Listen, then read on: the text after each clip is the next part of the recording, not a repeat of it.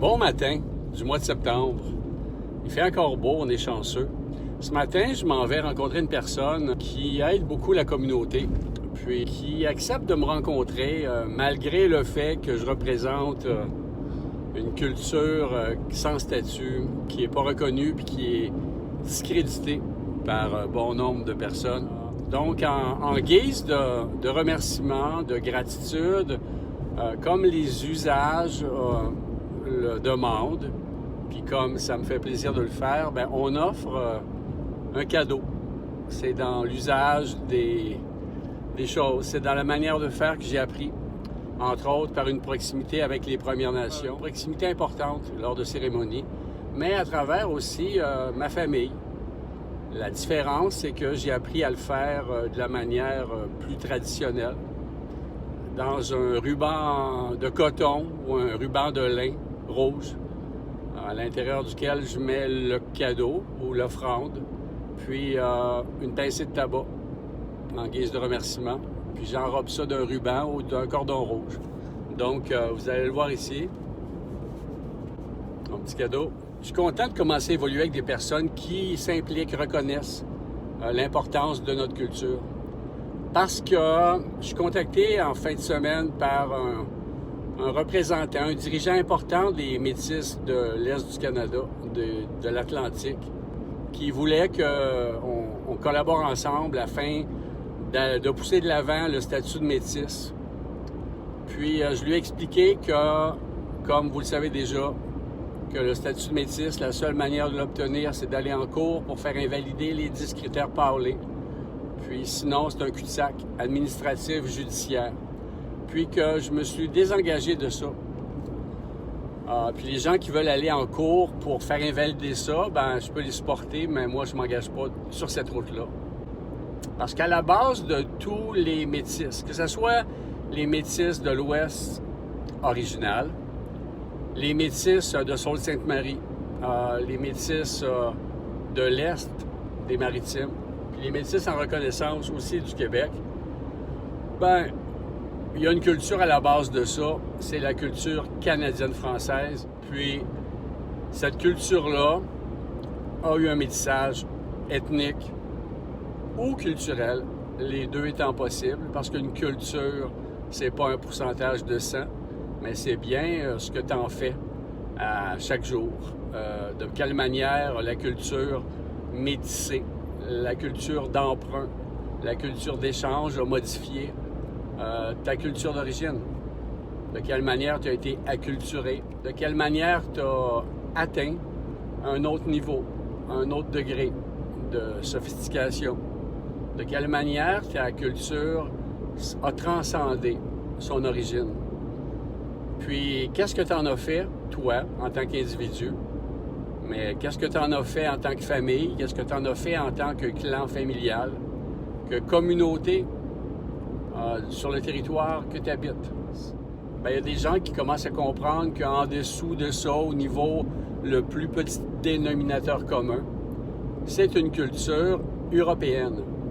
Pour certaines personnes, cette culture européenne-là, plus tard, après la colonisation, a été une culture britannique d'ascendance autochtone. Mais ça ne me concerne pas, puis ça ne m'intéresse pas de défendre ça. Mais je suis intéressé de rencontrer ces personnes-là, puis de travailler avec elles au besoin. Puis ils ont une culture différente, ils ont quelque chose d'intéressant à nous apporter, dans la mesure où ils sont ouverts à notre culture canadienne-française d'ascendance autochtone du Québec.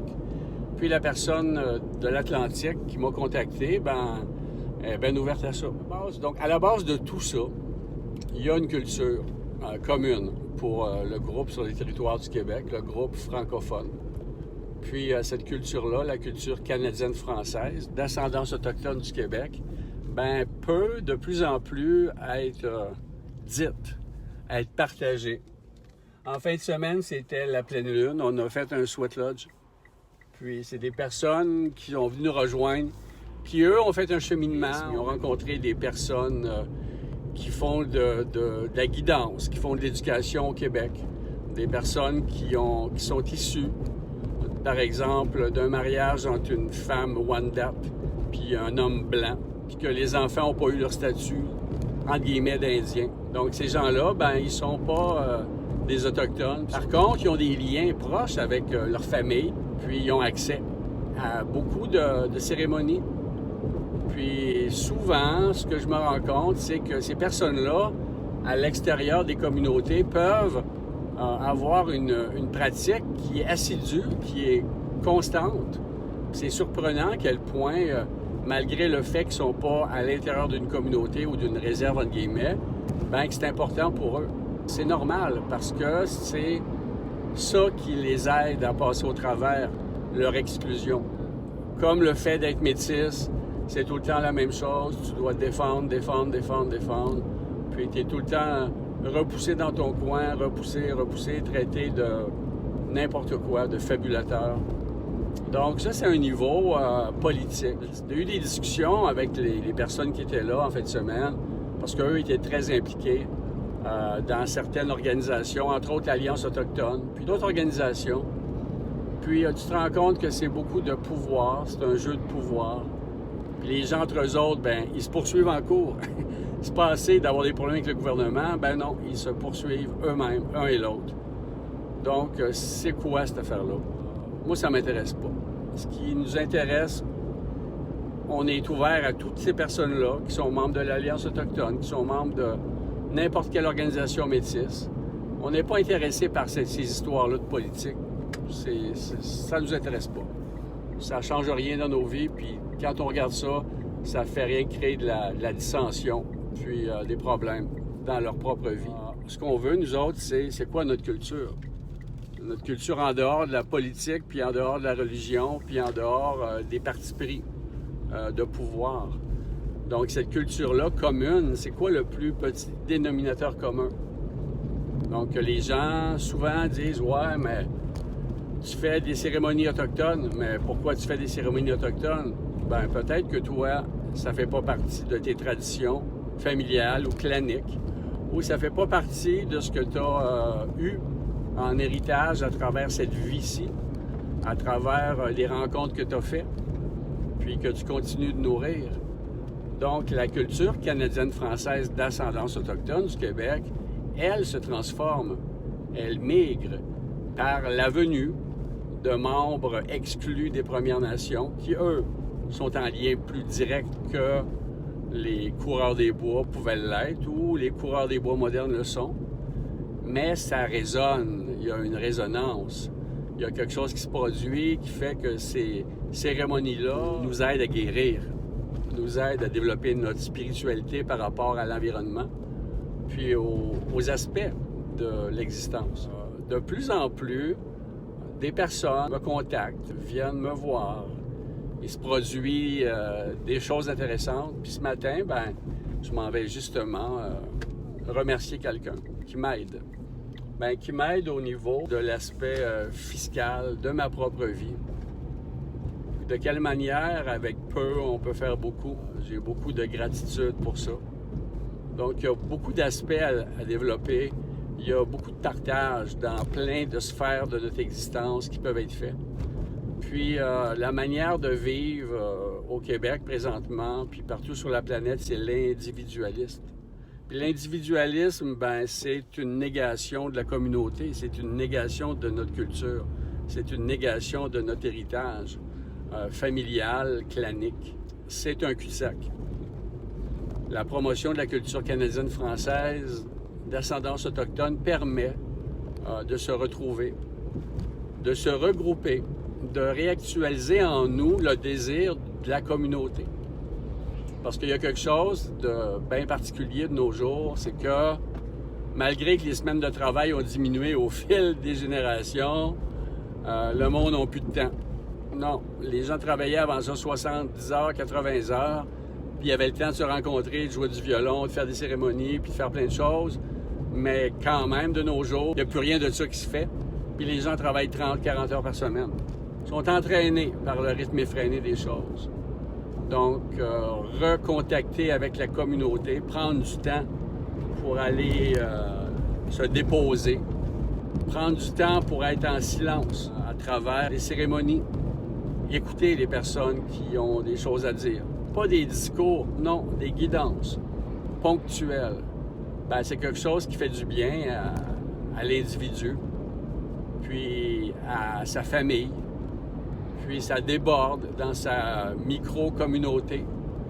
Parce que la promotion de la culture canadienne-française d'ascendance autochtone du Québec permet une forme de révolution intérieure.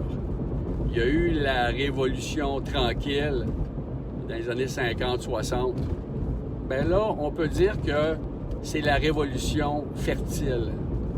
Ça nous permet d'aller à un autre niveau, de brancher, de se rencontrer, puis de parvenir à une forme de connaissance, une forme de sagesse que certaines personnes ont développée. Puis au contact de ces personnes-là, dans la discussion, puis dans les regarder aller, bien, ça nous permet nous-mêmes de fertiliser cet aspect-là de nous, puis de voir de quelle manière on peut être en harmonie dans ce monde de consommation, ce monde moderne, ce monde post-moderne même, de quelle manière on peut être vivant à travers ça, puis de célébrer en même temps ben, la vie sous toutes ses formes. Donc ce matin, ben, je m'en vais faire une rencontre importante pour moi, puis je vous souhaite de faire des rencontres importantes vous-même, puis de prendre du temps afin d'aller voir ce qui se produit quand vous commencez à fertiliser votre être intérieur. Puis quand vous commencez à passer du temps dans la forêt, à écouter le battement des papillons. En ce temps-ci, c'est les monarques. Dans le champ proche de la rivière où je demeure, il y en a plein qui viennent se nourrir avant leur grand voyage. Puis les papillons, c'est bien particulier, ça fait pas de bruit.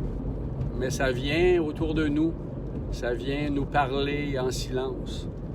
Puis ça transporte ailleurs nos rêves, ça transporte ailleurs la communication qu'on désire faire avec les esprits, avec les anciens ou avec des communautés qui vont croiser le papillon, puis soudainement, pouf, une petite pensée va leur apparaître dans la tête, puis ça va modifier des choses. C'est des pigeons voyageurs spirituels. C'est des pigeons voyageurs qui ont de l'air tellement anodins. Puis chacun des acteurs de la vie animale, de la vie, sous toutes ses formes, quand on prend le temps d'être là, disponible en écoute, bien, ça nous permet de progresser. Donc, faire la promotion de la culture canadienne-française d'ascendance autochtone du Québec, bien, ça commence à être accepté. C'est agréable. Le chemin était long au début, était frustrant, parce qu'il y a beaucoup de monde qui, le fait que j'ai fait de l'éducation sur c'est quoi être métis, puis qui est-ce qu'il l'est, qui est-ce qu'il l'est pas, puis bien, ça a dérangé beaucoup de monde. Mais là, il y a des personnes à travers ça qui se rendent compte qu'ils payent leur carte de métis, ça leur donne quoi, année après année, puis que finalement, ce qu'ils veulent, eux autres, c'est rebrancher, reconnecter avec autre chose que la mythologie. Fait que ça fait son chemin. Puis je vous dirais que même si vous êtes quelqu'un qui se dit métis et qui a une carte de métis, ben votre culture profonde est en communion avec tout le monde sur le territoire qui vont dans cette direction-là d'une valorisation d'un aspect de la culture qui a été bafoué. Je vous souhaite de rencontrer des personnes puis de partager. Puis faites attention, il y a des, entre guillemets, des chamans qui vendent des formations, il y a des chamans même qui donnent des diplômes, il y a des chamans qui vous demandent de l'argent. Mais pensez à quelque chose, c'est que les cérémonies de guérison, c'est de la guérison, puis la guérison, c'est comme un don, ça se paye pas. Puis si quelqu'un vous demande de l'argent, sauf pour partager les frais communs, le bois que ça coûte, le tabac, puis partager ensemble le potluck, la nourriture, ça fait partie d'un partage communautaire. Mais s'il vous demande de l'argent pour participer à une cérémonie parce qu'il considère que lui, il est rendu à un niveau de maîtrise qui vous vend une formation, bien questionnez-vous là-dessus parce que ça a pas mal de l'air à de la crosse. Peu importe la qualité de la formation, puis personne doit gagner sa vie avec ça. C'est un partage, c'est un héritage. Faites attention de ne pas vous faire embarquer par des grelots de même, qui sont de toute évidence des obstacles sur votre guérison, puis sur votre développement personnel. Merci beaucoup pour avoir écouté une nouvelle fois ce cours vidéo. Partagez auprès de vous l'éducation que je fais, mais l'éducation que je reçois. Parce que c'est pas parce que je m'assois devant ma caméra dans mon char que j'ai une connaissance, moi. Non, je fais un partage. Puis les anciens de notre culture, ils sont bien d'accord que je fasse ça parce qu'eux autres le font pas, ils sont pas à l'aise à parler comme ça. Ils n'ont pas le goût de se faire connaître. Ils préfèrent jouer low profile, mais ils sont bien d'accord avec le fait que je rallie des gens puis que je développe ça parce que ça vient donner un contrepoids à toute la gamique métisse du Québec puis toute la mauvaise réputation.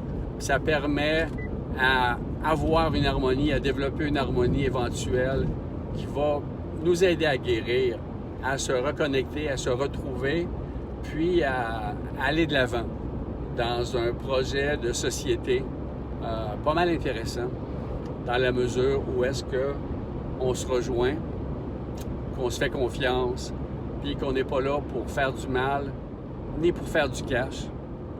Moi, ce qui m'intéresse, c'est que des personnes allument, puis continuent leur chemin, puis viennent, elles aussi, partager. Donc, bonne journée. Bon mois de septembre, on est chanceux, il fait encore beau. C'est ça la vie, simplement. De se rencontrer sur une plage, de faire un feu, puis d'être heureux de ça. D'être vivant, puis de pouvoir communier d'âme à âme, de cœur à cœur. Bonne journée.